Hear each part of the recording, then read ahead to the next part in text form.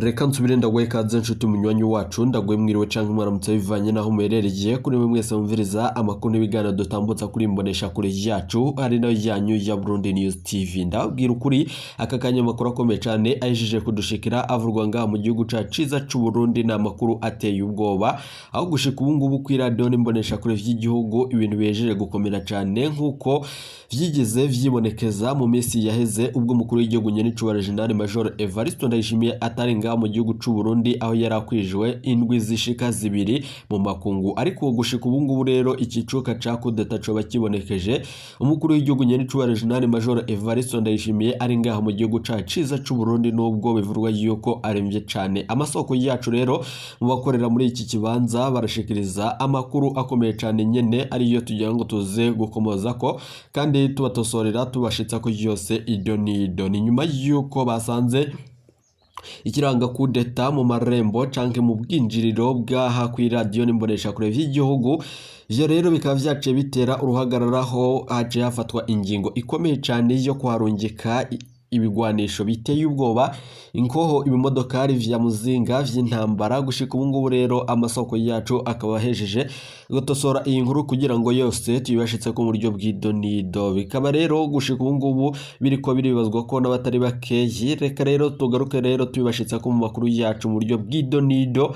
Reka rero nsubire ndagwe kaze nshuti munywanyi wacu ndagwe mwiriwe canke mwaramutse bivanye naho muherereye kuri mwe mwese mumviriza amakuru n'ibiganiro dutambutsa kuri imbonesha kure yacu muherereye irya nino ku migabane makungu ya kure abatwumviriza muherereye irya nino mu karere k'ibiyaga binini. Reka ndagwe kaze nshuti munywanyi wacu kuri wewe wumviriza amakuru yacu uherereye nga mu gihugu caciza c'u Burundi amakomine agiye atandukanye mu bisata bitandukanye vy'igihugu. Turabaye kaze muri aya makuru akomeye cyane kuba ariko baratwumviriza muherereye ngaha ku murwa mukuru wa politiki Gitega, abatwumviriza muri mu gisagara c'ubudandaji ibujumbura, namwe mwese muri za Kirundo muri za Muramvya mwese rero turabaye kaze muri aya makuru akomeye cyane adushikiye aka kanya rero.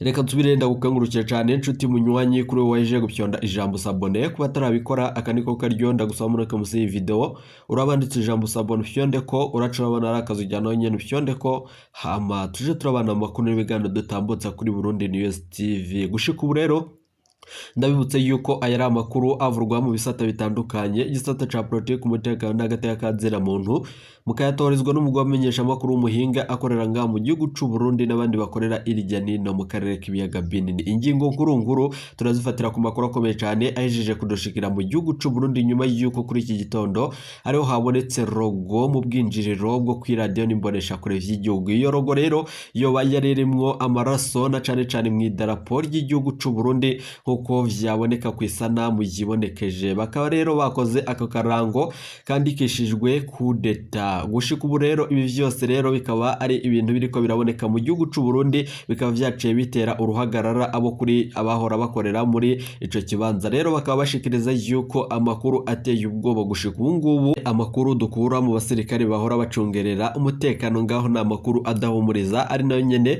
tugira ngo tugaruke tubatosorera kandi tubashitsa ko mu buryo bw'idonido. Turaza kubabwira amakuru akomeye cyane ayijeje kudushikira nyuma yo kumvikana iyo ngingo ikomeye cyane ya kudeta. Ndabibutse yuko ku munsi w'ejo General Prime Niyongabo n'akarwi kiwe ariho bahejeje kwibonekeza mu Kirundo ku kirimba gishasha c'umukuru w'igihugu na cane ko bavuga yuko baba bagiye kuhimurira iradiyo zigera zibiri. Amakuru rero akomeye cyane ari nayo nyene tugira tuze kugaruka ko turaza kugaruka ku makuru akomeye cyane avurwa yuko umukuru w'igihugu nyene General Major Evariste Ndayishimiye gushika ubu ngubu ico abana igishika nyuma yuko ibiriko biraba mu gihugu c'u Burundi ari akamaramaza. Ndabwira ukuri kuri radio n'imbonesha kure vy'igihugu gushika ubu ngubu abahora batondana none baza ku kazi kabo ka misi yose idonido. Gushika ubu ngubu rero turaza kubibashitsa ko vyose bikavurwa yuko abo bahora baza kuhakorera akazi kabo ka misi yose. Gushika ubu ngubu hari amakuru akomeye cyane dojeje kuronka nyuma yuko ari umumenyesha makuru atashimye kwivuga imyidondoro yiwe kumva z'umutekano wiwe ariko yahejeje kuduha amakuru. Ibi modokari rero n'imbwa none vyasubiye kwibonekeza kuri radio n'imbonesha kure vy'igihugu. Abasirikari bahora bacungerera bikavurwa yuko bose bivurwa yuko bahinduriwe na cane ko gushika ubu ngubu atanumwe yoba azi ibiriko biraba mu gihugu c'u Burundi. Ibiriko biraba ngaha mu gihugu caciza c'u Burundi birateye ubwoba na cyane ko bica vyumvikana yuko umwanya ku mwanya murashobora kumviriza ikintu cibi cane gishitse kw'iradiyo n'imbonesha kure vy'igihugu. Vyakekwaga yuko rero umukuru w'igisoda ngaha mu gihugu cacu Burundi nyuma y'uko kw'igenekerezo rya gatatu Kigarama mwaka wa 2023 niho humvikanye yuko yari yarungitse ikete kw'iradiyo n'imbonesha kure vy'igihugu, ariko iryo kete bikaba bitaramenyekanye canke ngo hibazwe imvo iryo kete ryoba ryarungitswe nyuma y'uko impapuro zitariko umukono zaheza kwibonekeza mu bwinjiriro bw'ikirimba c'umukuru w'igihugu giherereye Igitega.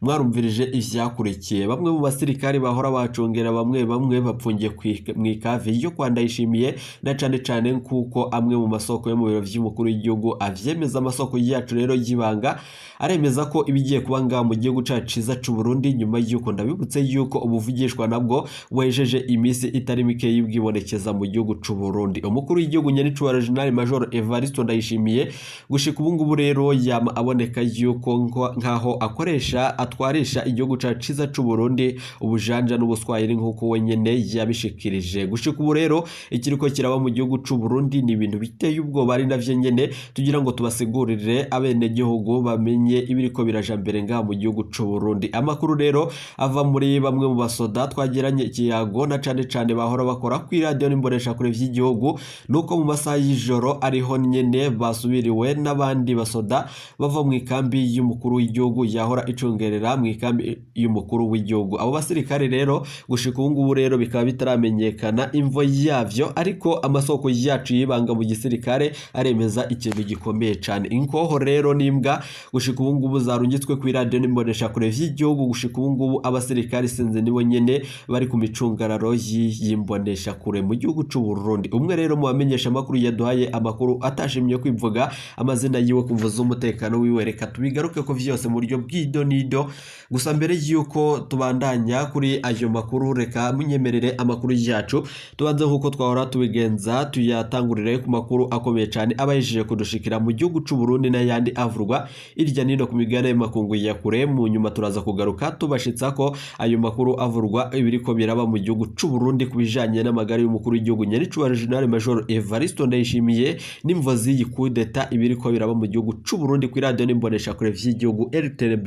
Ibintu birajeje rero gukomera cyane, reka tugaruke tubibashitsa ko. Reka rero amakuru yacu tuyatangurire muri aya makuru akomeye cyane avurwa yuko Bujumbura inama nshingamateka nyuma yuko yemeje abashasha bagize umurwi ujejwe amatora nubwo abatavuga rumwe n'ubutegetsi bavyiyamirije. Ibi rero vyo bari vyo biriko birakwega akararambarenga mu gihugu cacu ciza c'u Burundi. Gushika ubu rero ataho kwizerwa ariko araboneka mu gihugu c'u Burundi na cane mu bo mu biro vy'umukuru w'igihugu nyaricubahiro General Major Evariste Ndayishimiye. Ni nyuma yuko ibi vyose rero vyatanguye kuri uyu wa kane uheze. Inama nshingamateka niyo yari iramukiwe mu gutora umurwi mushasha w'abagize seni. Ico gikorwa rero cabaye mu gihe abashingamateka baturuka mu migambwe itavuga rumwe n'ubutegetsi biyamiriza ihonyangwa ry'amategeko. Inkuru ya Burundi News TV rero byaravugwaga yuko abashingamateka 94 nibo nyene bari bitavye mu Kigobe mu buraruko bwa Bujumbura umugwa mukuru w'ubutunzi ahari icicaro c'inama nshingamateka y'u Burundi. Muri abo rero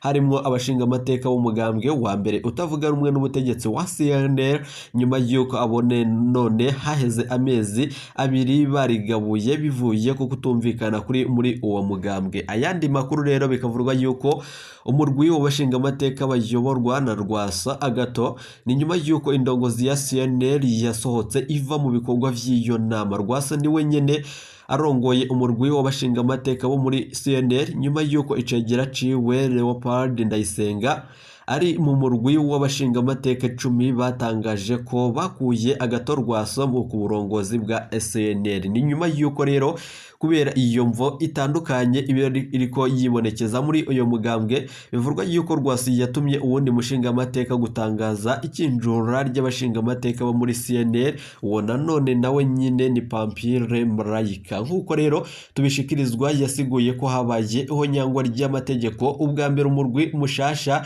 watowe n'inama nkenguzamateka mu gihe inama nshingamateka ariyo nyene yari kubikora ubwa mbere. Ibintu rero vyaracuritswe. Ica kabiri CNL ntiyagabishije. Bivurwa yuko rero ivyo vyose uko CNL itabajijwe ivyo vyose bikaba byaraciye bitera uruhagarara. Niko rero yavugiye imbere ya bagenzi we imbere yo gusohoka aho nyene. Abashinga amateka bo mu Burundi no mu rundi ruhande bagumye mu nzu y'amanama bafatwa n'abayoboke nanone ba Agathon Rwasoko ari ibihemo. Leopold Ndayisenga agira ati ni jewe nategerezwa gufata ingingo kuko umukuru w'umurwi yasivye. Amatora rero abo 94 baciye batora umurwi mushasha w'abagize seni. Nka bose rero uko ari indwi bagize uwo murwi ujejwe gutunganya amatora bakomewe amashi ku bice nanone 97 n'ibice 87 kwijana. Ni nyuma yuko uwahoze atavuga rumwe n'ubutegetsi François Bizimana azoba ajejwe kumenyesha amakuru muri seni niwe nyene yaronse amajwi ashika 100%. Gushika ubu rero bikaba bivurwa yuko kuri uyu wa kane waheze inama nkenguzamateka ikoraniye ku mugwa mukuru wa politiki Gitega niyo yari yatoye uwo murwi. Bika rero bimenyekana yuko uwo murwi mushasha wa seni wategerezwa gutegura ubwa mbere amatora y'abashinga amateka n'abakenguzamateka mu mwaka wa 2025 na y'umukuru w'igihugu mu mwaka wa 2027 mu ndindizo nanone no mu ndinganizo nshasha y'igihugu ku ntara 18 zagabanije zishirwa ku ntara 5. Gushika ubu rero abarongoye imigambwe myinshi baheruka gusaba ko uwo murwi uzofasha nanone n'indorerezi mvamakungu muri ayo matora abiri kugira ngo habe amatora yigenga akurikiyemwo bose kandi mu mwidegemvyo. Ivyo vyose rero akaba ari navyo nyene biriko biravurwa yuko vyakozwe mu gipfungo ceshi cane abatavuga rumwe n'ubutegetsi na bimwe mu bihangange bya biriko biribonekeza mu bikorwa bitandukanye kuko umwanya ku mwanya murashobora kumviriza ikintu gikomeye cyane gitangajwe ngaha muri Burundi. Gushika ubu rero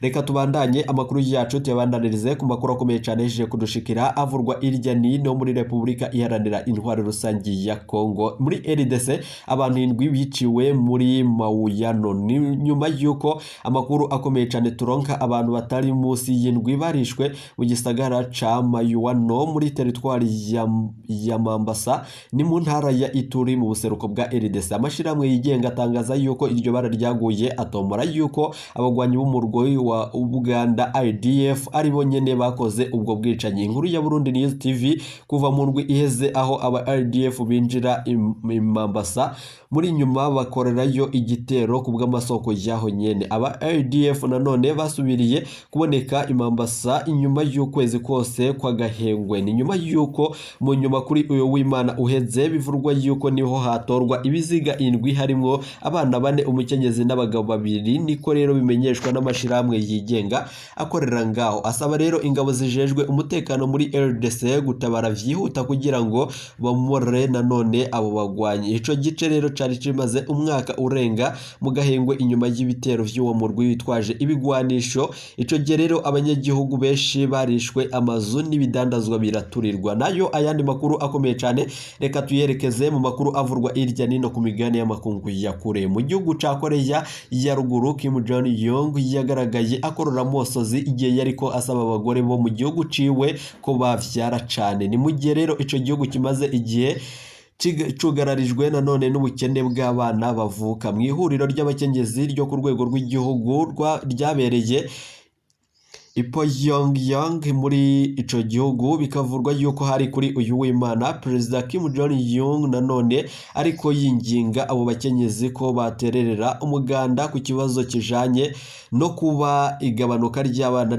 ryama ryibonekeza muri ico gihugu. Bikaba rero bavuga yuko mu ico gihugu haciye hafatwa nanone n'ibigumbagumba arakorora amosozi ndetse biravurwa yuko bamwe mu bakenyezi nabo nyene bari bitavye iryo huriro baciye nabo nyene bafatwa bararira. Nkuko rero tubikesha urubuga rw'ikimenyesha makuru wa Brick umuntu afatiye ku biharuro nanone biheruka gushirwa abona n'ubutegetsi bwa Korea ya ruguru. Ibiharuro bivurwa yuko nanone vy'abana bavuka vyagabanutse ku rugero rutari rumenyerewe na cane mu ico gihugu mu myaka 10 irangiye. Bikavurwa yuko rero kubw'izo mvo ariho nyene umukuru w'igihugu nyene yaciye akorora amosozi na cane cyane ko asaba abo bakenyezi gutererera bakavyarana cyane ko ibiriko biribonekeza muri ico gihugu ari ibintu bitama bimenyerewe. Reka rero amakuru yacu tuyabandanirize ngaha mu gihugu cacu Burundi nkuko twababwiye mu funyo twababwiye umugambi ukomeye cyane wo gutembagaza ubutegetsi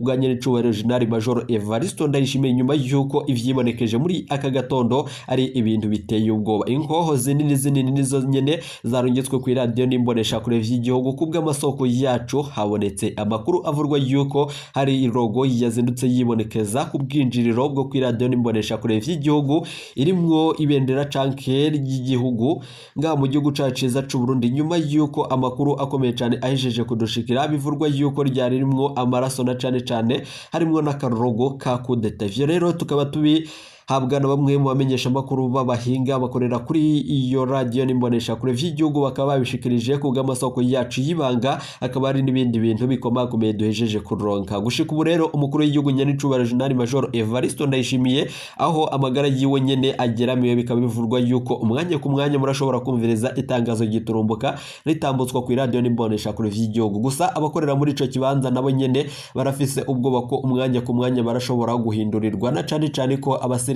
bahora bacungerera umutekano gushika ubu ngubu bahinduwe. Abo mwikambi icungerera umutekano w'umukuru w'igihugu nyene bakaba bahinduwe nabo nyene bakaba barugitswe kuri iyi radio n'imbonesha kure vy'igihugu kumva z'umutekano wongerejwe na cyane amasoko yacu rero ariko arabandanya mu kutugirira amatohoza turaza kugaruka vyose tubibashitsa ku buryo bw'idonido. Reka rero nsubire ndagukengurukire cyane inshuti munywanyi twabanye muri aya makuru n'ibiganiro dutambutsa kuri Burundi News TV. Gushika ubu ngubu hariko harakwiragizwa amakuru atandukanye ari nayo nyene tugira ngo tuze kugaruka ko imbwa n'ibimodoka ari vy'intambara vyabonetse kuri iyi radio n'imbonesha kure vy'igihugu vyoba ari ibintu bitamenyerewe na cyane ku bw'amasoko yacu mu bakorera muri ico kibanza. Reka rero tuze kubigaruka ko nimuje kure ibiganiro vyacu nakagaruka iteka umunezero n'ivyo tubipfuriza. Iyi ni Burundi News TV.